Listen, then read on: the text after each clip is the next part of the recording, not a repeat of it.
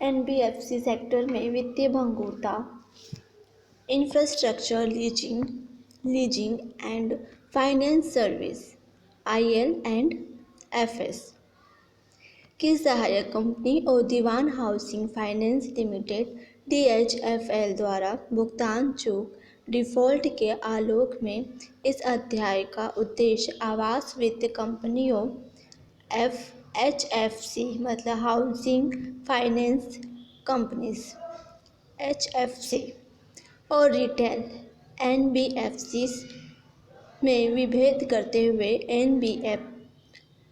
NBFCs गैर banking वित्तीय कंपनियां सेक्टर के समक्ष उत्पन्न जोखिम को समाप्त करना है। इस अध्याय में एक हेल्थ स्कोर के सृजन के बारे में भी उल्लेख किया गया है, जो NBFCs के बेहतर वित्तीय विनियमन के लिए एक नीतिगत उपकरण के रूप में कार्य कर सकता है। समस्या जानते हैं। IL&FS की दो सहायक कंपनियों द्वारा जून से सितंबर 2018 की अवधि के मध्य भुगतान करने में चूक डिफ़ॉल्ट की गई, जबकि DHFL द्वारा ऐसी चूक ही जून से अगस्त 2019 की अवधि के दौरान की गई।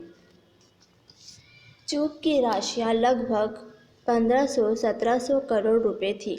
संबंधित डेब्ट म्यूचुअल फंड ने इन दबावग्रस्त NBFCs में अपने निवेश को आहरित करना शुरू कर दिया और इन NBFCs की संपत्तियों की जल्दबाजी में कम कीमतों पर बिक्री होने लगी थी। इसके परिणामस्वरूप दबावग्रस्त NBFCs की इक्विटी के मूल्यों में गिरावट हुई, जिसने फंड चुकाने के लिए NBFCs की क्षमता को कम कर दिया। इसके परिणामस्वरूप समग्र साख वृद्धि पर बुरा प्रभाव पड़ा तथा साथ ही सकल घरेलू उत्पाद GDP की वृद्धि में गिरावट आई है। आवर्तित जोखिम NBFCs अल्पकालिक बाजार से पूंजी जुटाते हैं, किंतु NBFCs की परिस्थितियां दीर्घकालिक होती हैं। इस प्रकार अल्प आवृत्तियों पर ऋण को पुनः वित्त पोषण करने की आवश्यकता होती है।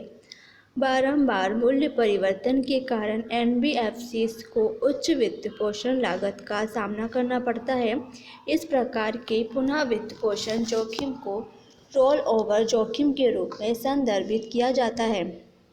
रोल ओवर जोखिम परिसंपत्ति देयता प्रबंधन लिक्विडिटी डेब्ट म्यूचुअल फंड LDMF क्षेत्र और वित्तीय एवं परिचालन लचीलापन के साथ अंतर्संबंध जोखिमों का एक संयोजन है। आस्ति देयता के असंतुलन से उत्पन्न जोखिम।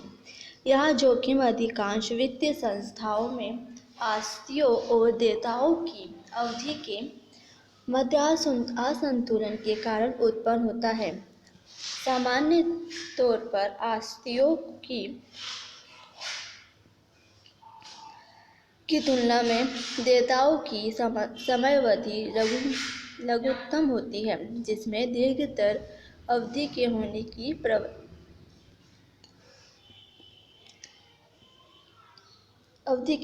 प्रवृत्ति होती है। परस्पर संबंध से उत्पन्न जोखिम। यह जोखिम तब उत्पन्न होता है जब NBFCs की देयता संरचना अल्पकालीन थोक निधियों पर अत्यधिक निर्भर होती है। NDFM क्षेत्र थोक अल्पावधि वित्तपोषण का एक प्राथमिक स्रोत है। यह परस्पर संबद्ध NBFCs क्षेत्र में LDMF क्षेत्र में और इसके विपरीत स्थिति में भी प्रणालीगत जोखिम के प्रेषक का एक माध्यम है। यह किस प्रकार घटित होता है? यदि LDMF सेक्टर को विमोचन दबाव का सामना करना पड़ता है, तो यहाँ एनबीएफसी सेक्टर के लिए वित्त पोषण रोल ओवर ऋण प्रदान करने हेतु अनिच्छुक होता है, जिसके कारण एनबीएफसी क्षेत्र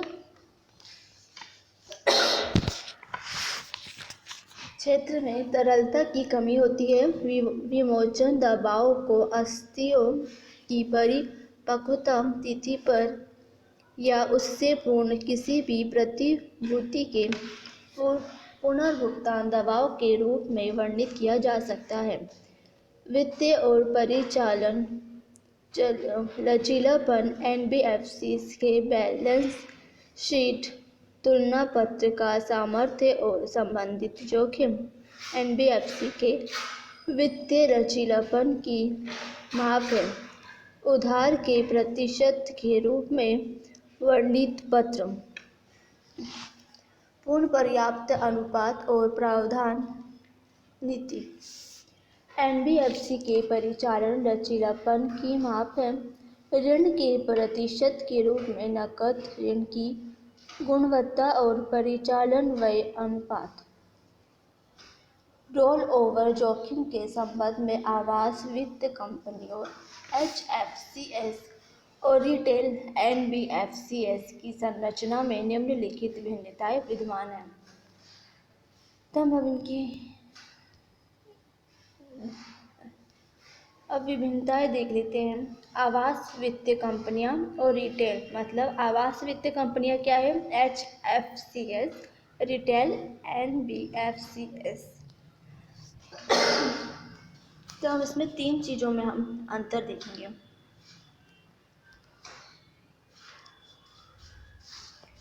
आवास वित्तीय कंपनियां में अंतर देखते हैं।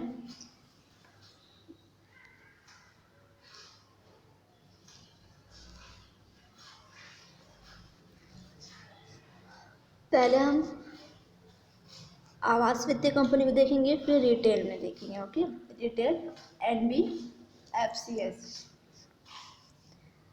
इसका पहला है एचएफसीएस के पास आवास ऋण 15 से 20 वर्ष की अवधि के लिए आदि जैसे महत्वपूर्ण दीर्घ अवधि की आस्तियां होती हैं।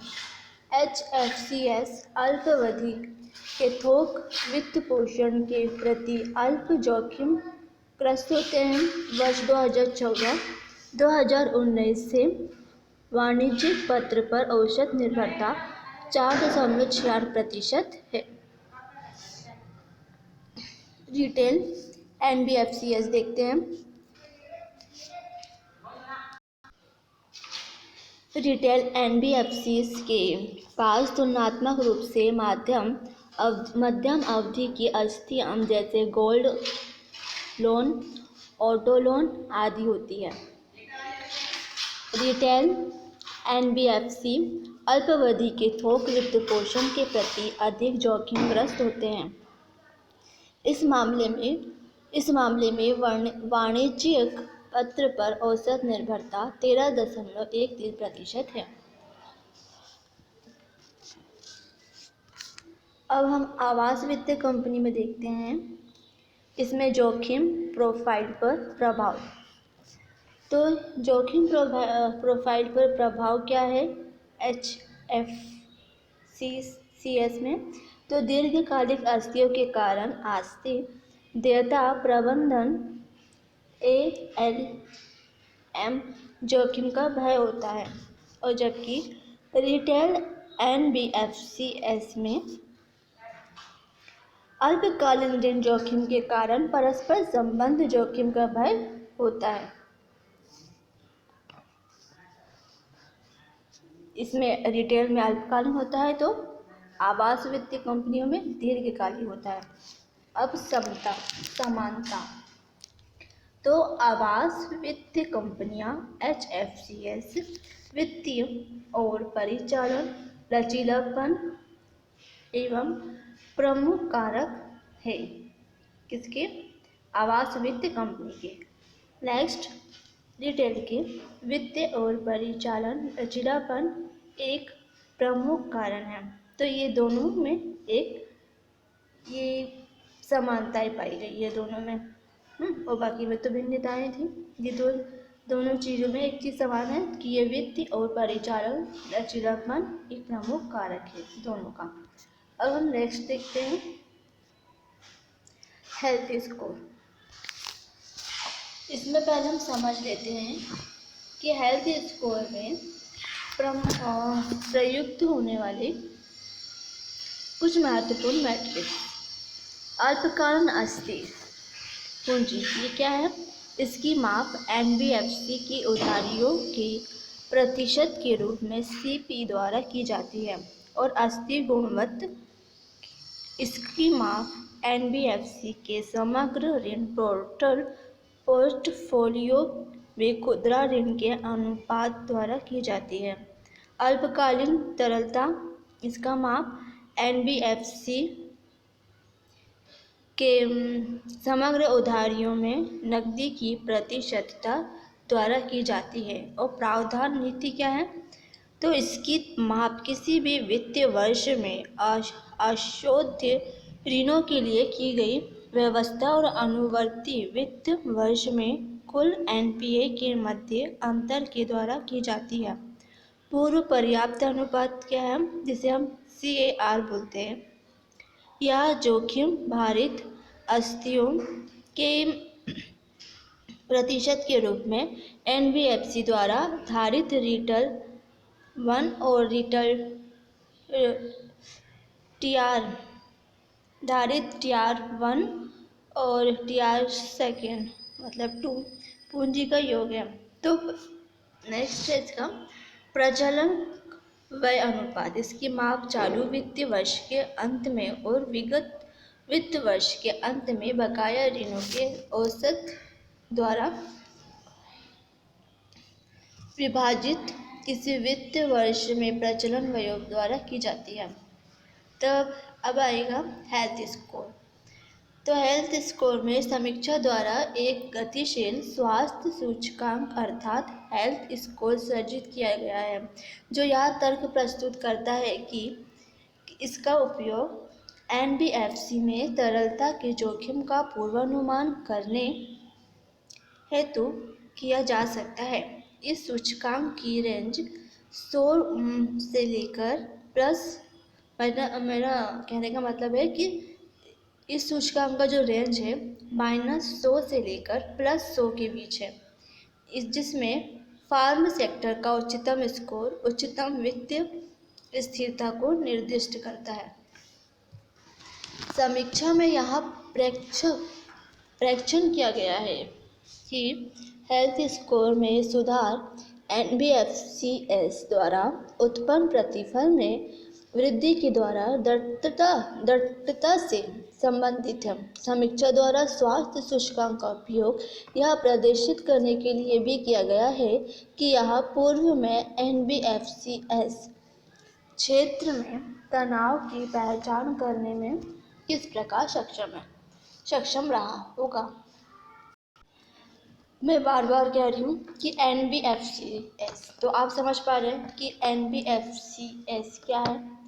मैं एक बार फिर से बता देती हूँ। शुरू में मैंने पहले बताया था, यह है गैर बैंकिंग वित्तीय कंपनियाँ। एनबीएफसीएस का मतलब है गैर बैंकिंग वित्तीय कंपनियाँ। तो नीतिगत निहितार्थ, समीक्षा में यह उल्लेख किया गया है कि एनबीएफसीएस की अधिक निगरानी बढ़ाने के लिए हेल्थ स्कोर का उपयोग किया जा सकता है।